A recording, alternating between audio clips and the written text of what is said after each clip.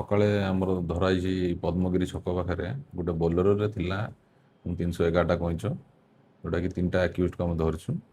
ଆଉ ସେ ବୋଲେରୋ ମାଲିକ ତା ସହିତ ଆଉ ଅନ୍ୟାନ୍ୟ 2 ଜଣ ଆନ୍ଧ୍ରାରୁ ଅଛନ୍ତି, ତ ତାଙ୍କୁ ଧରିକି ଆମେ କୋର୍ଟ ଫରୱାର୍ଡ କରିଛୁ। ମୁଁ କହିପାରିବିନି, 311 ତ ଦେଖିଛୁ।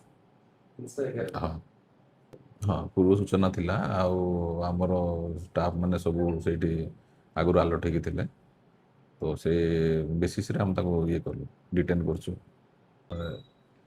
ଏବେ ଯାଏଁ ତ ଆମେ ପବ୍ଲିକକୁ କହିଛୁ କି ଆମର କଣ୍ଟ୍ରୋଲ ରୁମ୍ ଅଛି, କେବେ ବି ଏମିତି କିଛି ଜଣାପଡ଼େ କି କିଛି ୱାଇଲ୍ଡ ଲାଇଫ୍ ପ୍ରାକ୍ଟିକାଲ ହଉ କି ୱାଇଲ୍ଡ ଲାଇଫ୍ ଏମିତିଆ କିଛି ସମ୍ବେଦନଶୀଳ ଜିନିଷ ଗୁଡ଼ାକ ହଉ ତ ଆମକୁ ଜଣାନ୍ତୁ, ତ ଜଣେଇଲା ପରେ ଆମେ କିଛି ପଦକ୍ଷେପ ନେଇପାରିବୁ।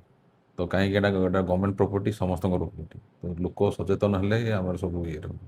ଏଇଟା ଆମର ଆନ୍ଧ୍ରାରୁ ଆସୁଥିଲେ ସବୁ, 3 ଜଣ ଧରା ହେଇଛନ୍ତି। ହଁ, କୋର୍ଟ ଫରୱାର୍ଡ ପ୍ରକ୍ରିୟା ଚାଲିଛି, ହେଇଯିବ ସାଙ୍ଗେ।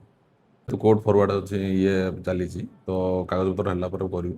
1974 ନାଇଁ ସରି 1972 ୱାଇଲ୍ଡ ଲାଇଫ୍ ପ୍ରୋଟେକ୍ସନ୍ ଆକ୍ଟ ଅନୁଯାୟୀ ଆମେ 9, 42, 44, 48A, 49, 49Bରେ ଧାରାରେ ଆମେ ତାଙ୍କୁ ବୁକ୍ କରୁଛୁ, ଯେଉଁଟାକି 3 ରୁ 7 ବର୍ଷ ଜେଲ୍ ଆଉ 25,000 ଟଙ୍କା ଫାଇନ୍ ବିଧାନ ଅଛି।